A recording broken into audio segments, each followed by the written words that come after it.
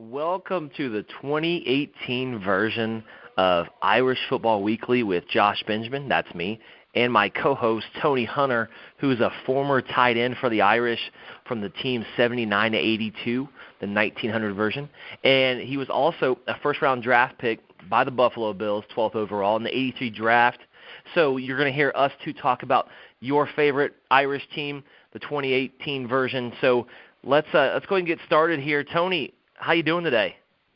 Oh, Josh, I'm doing great. 3 more days until I can watch some more Notre Dame football. And it's been a long wait, but I'm glad it's finally just about here, buddy. Man, you took the words out of my mouth. I was getting ready to say I posted on Facebook on our Facebook page, Irish Football Weekly, by the way. Listeners out there can jump on there and follow. Yeah, I said on there something along the lines of, man, we got less than a week till Irish football, and tons of people poured in with different replies and whatnot of saying, yeah, it's finally here. So definitely appreciate all those followers and listeners out there. You can also find other shows on our website, thegruelingtruth.net. I believe, Tony, do you still do the show for the Rams? Is that correct? I plan on it. You plan on it? Okay. Yeah. I'm going to look into that, into doing that again. I'd like to. We'll see what happens, though. Well, regardless of that, we definitely have tons of different shows from everybody else on The Grueling Truth on our website, like I said. But we're also on Stitcher, Spreaker, iTunes, Google Music, iHeartRadio, and other media options. So definitely can find us just about anywhere on the net. So let's jump right in, Tony, on this very first game for the Irish. They play a familiar foe, finally got back into that rivalry with the University of Michigan. So I'm going to turn it over to you.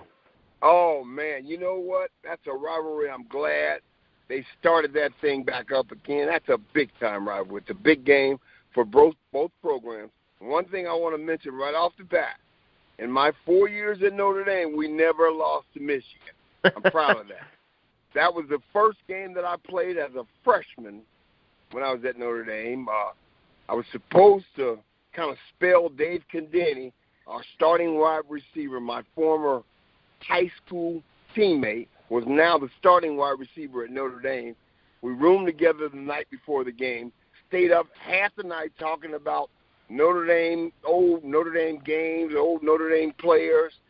And by the time that game started, I was ready to run through a brick wall. And Dave Condeni just happened to break his arm in pregame warm-up against Michigan. Up there, national television, Ann Arbor, 110,000-plus people, and he can't play in the game. Here I am as a freshman thinking I was going to spell him most of the game. And so I'm starting. I start the game. I have a good game. And I ended up starting. That was my first game. I played well, ended up starting every game I played in Notre Dame. So things just kind of have a strange way of working out. That is, I mean, for you, that's awesome. Obviously, for your teammate, not so much. But the 4 wins, the 4 wins you said you went undefeated against them is basically Go ahead. I'm sorry. Yeah, we beat Michigan all 4 years I was at Notre Dame. With that being said, so the series record is 24-16-1 in favor of Michigan.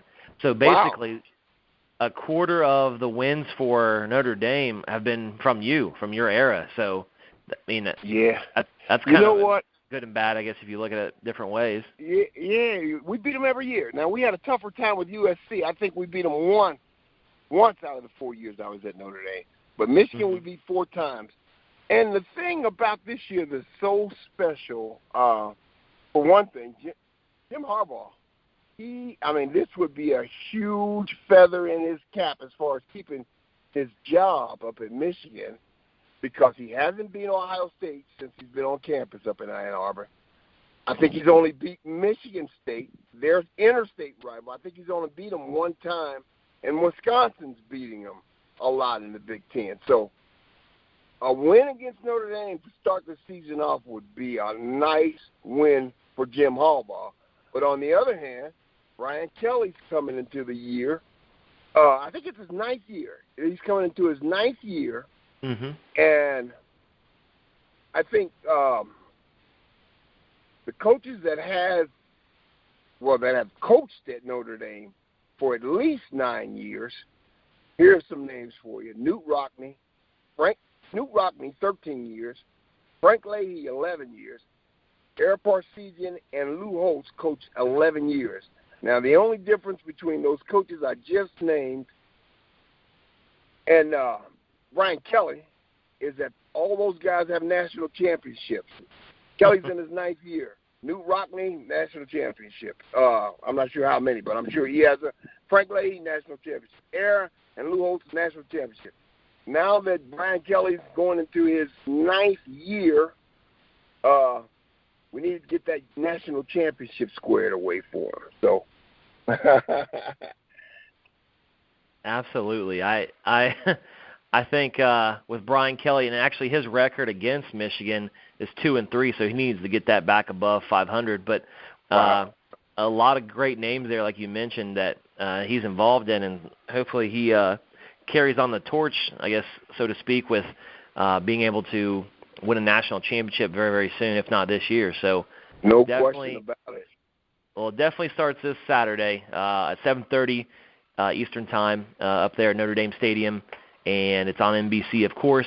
But let's talk about this Notre Dame team a little bit. So I want to jump in on the quarterback situation just briefly. So Brandon Wimbush is the starter as of now, and a comment that was made by Brian Kelly, and I'm paraphrasing this, that Wimbush can run the ball better than he can throw it, and Ian Book can throw the ball better than he can run. And so along those lines, there may be a 2-platoon quarterback system that he integrates here. And to be honest, it hasn't fared well in the past with Kaiser and Zaire and those guys. So I hope that we get some comfortability at that quarterback position, because I think with that young offense that we mentioned off the air a little bit, will be more comfortable and be able to settle in a little bit. Yeah, you know what? I like Brandon Wimbush. I like him as an athlete. I like him as a competitor.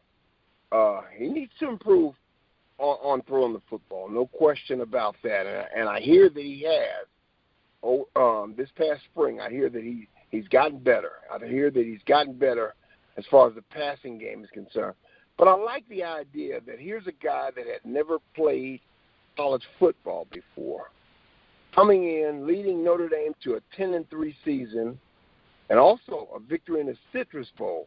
Man, he has to gain a lot of confidence from that much experience. He played the whole year. He got a lot of very valuable experience under his belt. National championship. Well, not national championship, but I'm just saying big-time college football, national television. He's got all that under his belt right now, which he didn't have last year. So I think that's going to work to his benefit. No question about it. That's going to work to his benefit. And another question that I have, I just read an article about it last night.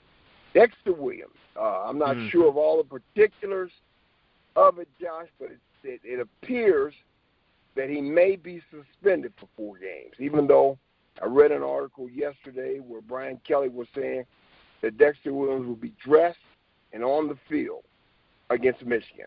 That's a start, but we need him in the game. We need him in the game. I've always liked Dexter Williams as a player. When he and Josh Adams, who last year became a Heisman candidate, I've always liked Dexter Williams more so. I just thought that Dexter Williams had a bigger upside than Josh Adams.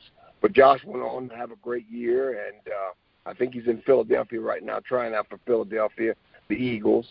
But Dexter Williams, I've always liked the kind of competitor he is in a game, and I like his running style. I just hope that things get cleared away and that he's available for the Michigan game. If not, we're going to find out just how good a recruiter Brian Kelly is, because a lot of backups are going to be dependent on. A lot of last year's backups are going to be dependent on to have big years this year. No doubt about that. And along with Dexter Williams in the backfield, Tony Jones Jr. Will be probably the guy to go to if Dexter isn't a part of that group, getting the ball or blocking or catching out of the backfield. So he will definitely lead the charge with Dexter. And if, like you said, if Dexter Williams happens to be able to play, which will obviously boost that run game and that hopefully that passing and blocking game for that offense, that young offense, I should say, because they offense. We lost Brown, lost Josh Adams, and so some guys. Oh, yeah, and we lost Quentin Nelson and Glency. That offensive line, those guys were top 10 NFL picks the first time that's ever happened in Notre Dame's history. And I also believe we lost our offensive line coach at Notre Dame to the Chicago Bears. I believe he's in the NFL right now, the offensive line coach. So there's a lot of questions, but I think Notre Dame's the type of school, it always has been, where we can recruit top high school talent. And but we're going to, and I think Kelly's recruiting top high school talent. But I think we're going to see just how good a recruiter he is this coming year, because we're going to be counting on some young guys to make some big contributions to us this year, especially on offense. Well, you are correct with the offensive line coach going to the NFL, and Jeff Quinn actually steps in to replace him, and he's got some basic experience here, so he's definitely going to come in and hopefully rejuvenate that probably young, inexperienced, not for the most part, but some offensive line. So he served as the head coach of Buffalo for 5 years, and then was the offensive coordinator / offensive line coach at University of Cincinnati. So he's got some definite coaching experience that will definitely help this offensive line that's trying to replace 2 top 10 NFL picks with that situation there. So, and there are a couple other coaches that have been added and promoted. So Terry Joseph, defensive backs coach for the 2018 season, and he's been some other places as well, such as North Carolina, Texas A&M, Nebraska, Tennessee. Okay. And so, well, you remember Kelly did a heck of a job last year as far as replacing coaches. I mean, I think he had a total overhaul of coaches, of his coaching staff from the year before last year. And, man, those guys, they came in there and they turned that thing around. So hopefully he's brought in, and from the way it sounds, he's brought in some experienced coaches that know what they're doing. So they mix that with the talent that Notre Dame normally gets with the experienced coaches, we should be fine. But it'll be interesting. Oh, definitely be interesting. And going along with this first game against Michigan, so number 12 and number 14 ranked teams going at it right away. And we talked about the coaches briefly at the beginning of the show, but I think this is a huge game for both programs in the sense of if Brian Kelly starts off bad and loses this game and a couple others, the next year doesn't look good for him. And I think that Brian Kelly has to win crucial games, and he's got to win a good amount, in my opinion, to keep his job. I'm not saying he's on the hot seat, but if they show up and not do so well this year, 500, maybe a little bit above that, I don't know if they're going to keep him, Tony, to be honest with you. Yeah, you know, I mean, hey, he's in rarefied air right now. He's going into his 9th year, and not many coaches have lasted that long at Notre Dame. I ran off some of the legendary coaches that have been at Notre Dame for at least 9 years, and all those guys have national championships. Newt Rockman, Frank Lee, Era, and Lou Holtz. All those guys have national championships, so I think it's going to be – people are looking for Brian Kelly to get us back into that national championship talk again. So this game definitely reminds me of last year's Georgia game at the very beginning of the season, and how it was kind of a must-win. Georgia at the time was, I think, like 19th in the nation, and we were hoping to pull off a really not necessarily an upset, but in terms of the ability of the players, definitely an upset. They have a great – obviously they went to national championship game, and this reminds me of that game just a little bit just because of how big the hype is for this game. Not only is it a rivalry game, but they're both in the top 15, and they both have premier coaches. Definitely a name that definitely is known throughout the college football realm. So this is a big test. This is a big test for a younger offense, I should say, with an experienced quarterback, or quarterbacks, I should say. And the defense is well equipped as well. Lost some guys on there, but they got some returners that are pretty key into developing those young guys on defense too. So it is. Yeah. I think we're going to depend heavily on that defense this year, because we have more guys returning, more starters returning on defense by far than we do on offense. So I think we're going to depend on the defense. I tell you, and offensively, you think about guys in the skill positions. I know Kevin Steverson, he's gone. I think he signed on with SMU. But we lost some other very skilled guys at the wide receiver position. And so Miles Boykin and Clay Chasepool are taking over at wide receiver. And Miles Boykin was the guy that caught that 55-yarder in the Citrus Bowl to win it. And I like Claypool, too. Very talented, very talented. Boykin's a big guy, 6'4", 229, something like that. He can run, he can catch it. And from what I'm hearing, he had a good spring. And Coach Kelly is really depending on him to have a good year this year, So they're expecting him to have a big year. Now at tight end, Alizé Mack and this young kid, Cole Kmet, at tight end. Mm-hmm. I like Kmet. I really like him. He was a 2-sport star in high school. I think it was football and baseball. But he's a big guy. He's physical. He can block. He can catch. I tell you what, if Alizé Mack, he better watch his back, because if he's not getting it done, Cole Kmet is going to be right there. So that should be interesting. Yes, definitely. And on the other side of the ball, so the secondary looks pretty nice this year. Julian Love is back, obviously a junior there. And along with him, both safeties are back with him as well. Jalen Elliott and Nick Coleman, that had some starts last year that registered quite a few tackles and made some plays on balls that I was impressed with both of them, starting at least 12 games last year. So a lot of yeah. And you know what, Josh? We have a Navy transfer, the safety by the name of Alohi Gilman.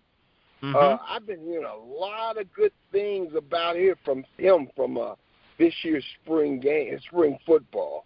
They're saying that he's done a really good job, and they're expecting big things out of him. Now, he's a veteran. He was a starter at safety, but he had to sit out last year. So keep an eye on Alohi Gilman.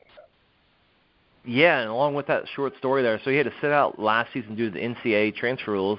So he's from the U.S. Naval Academy, and he had to play on the scout team last year for the Irish.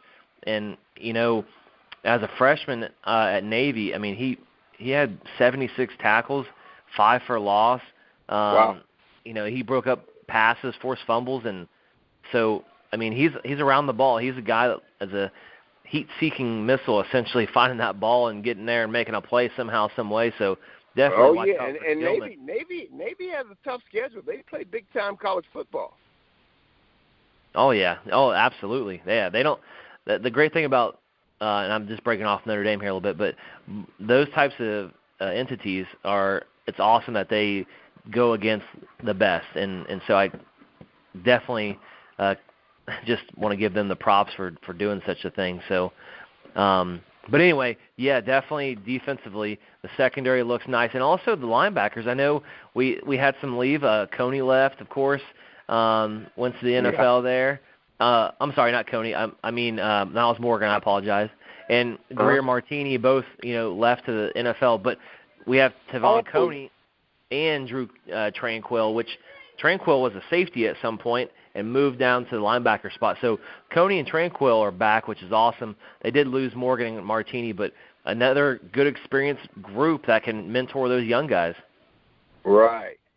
And I think this is one of the things that Kelly I remember Kelly saying when he first got the Notre Dame job, he said, "Whatever happened to the Notre Dame, the great Notre Dame defenses?"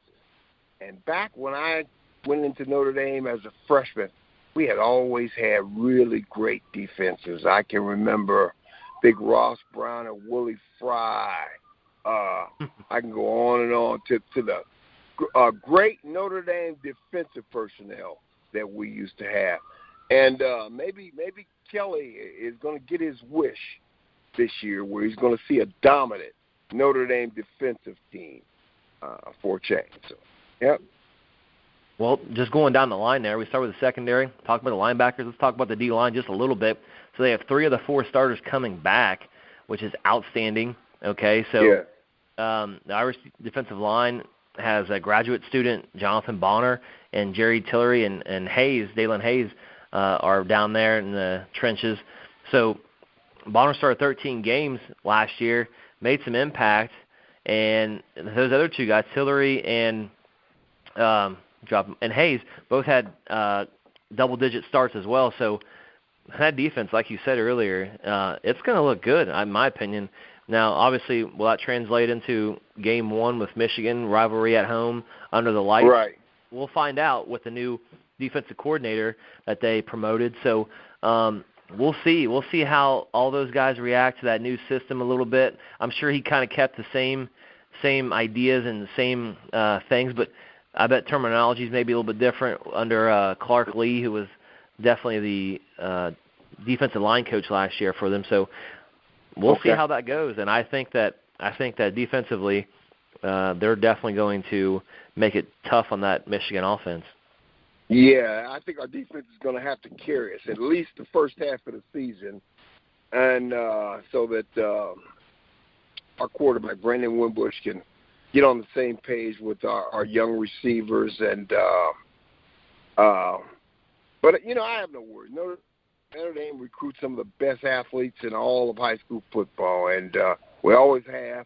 And I think we have guys on deck that are that can get the job done at the Notre Dame level, and I think we'll be fine. But can't wait to get it started. Oh, another thing I wanted to mention was on offense. We lost those big, great offensive linemen in Quentin Nelson and Mike Glinchey. But Liam Eichenberg is a left tackle, 6'6", 303. From what I'm hearing, he had a great spring, and they're looking forward to him filling in for McGlinchey, where McGlinchey left off at tackle. And they're expecting big things from him last year, so that'll be interesting. Definitely. That'll be a spotlight on offense that I'll take a look at, too, when I watch the game on Saturday evening, and hopefully they step up to the plate in this big game, big first game at home for those Irish. So, Tony, we usually – go ahead. I'm sorry. No, go ahead.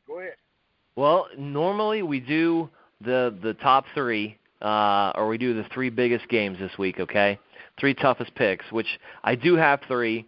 And I do want to mention last year you did win again, so you're yearly 2-0 against me. I'm saying that on the air just because I like to give credit where credit's due. So, well, I appreciate that, Josh. I really do.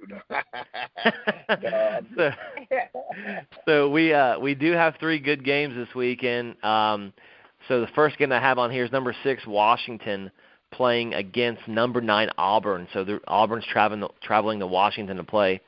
2 top 10 teams, Tony. Wow.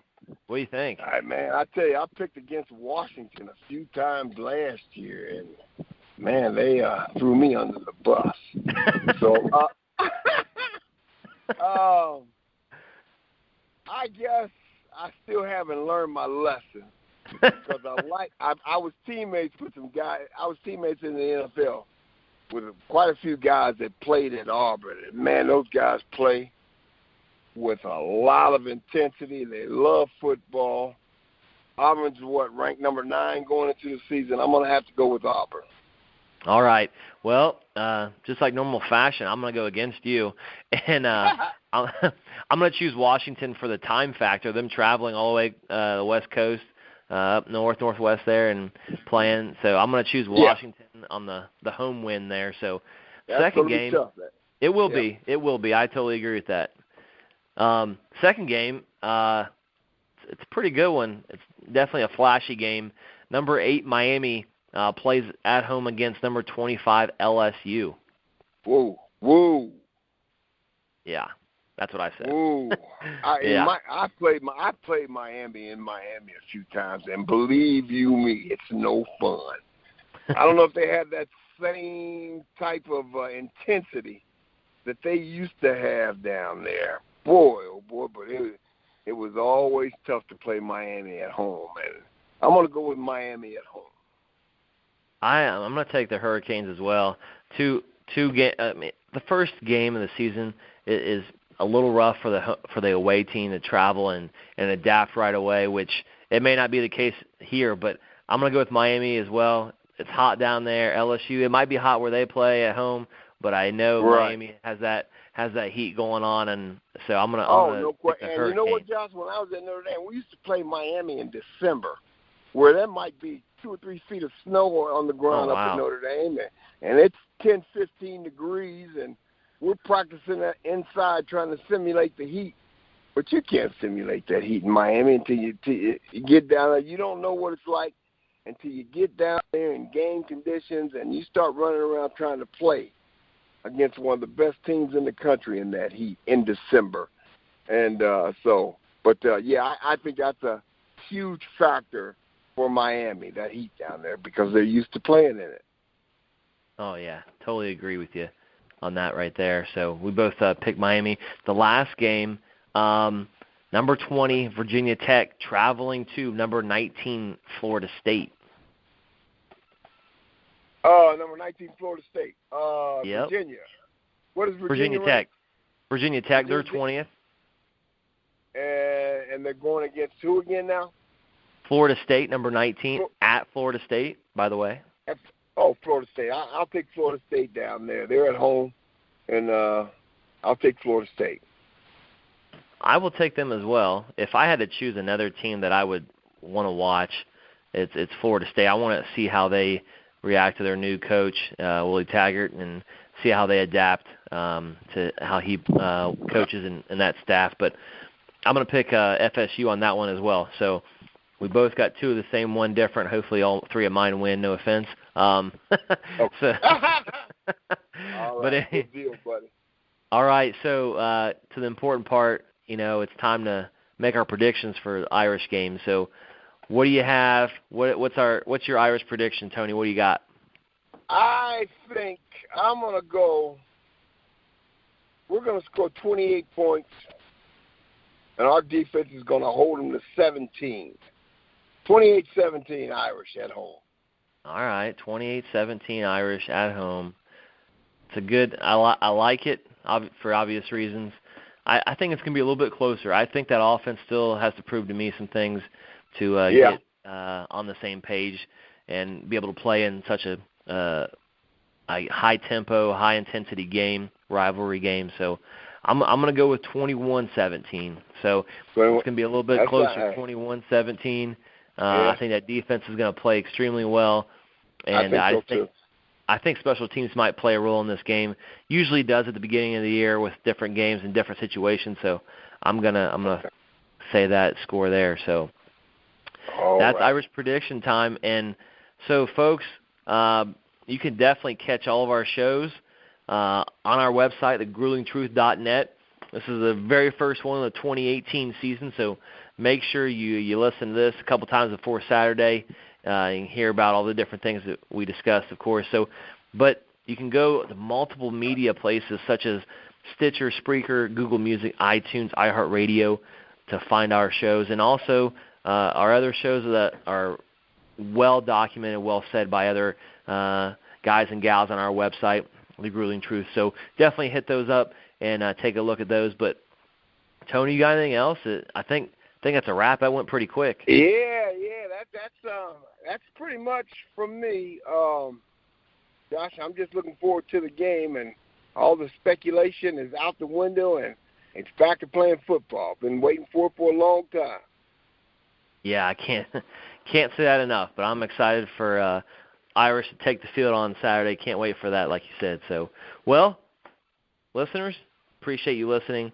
For my co-host, Tony Hunter, I'm Josh Benjamin signing off for Irish Football Weekly. Go Irish. Peace. Go Irish.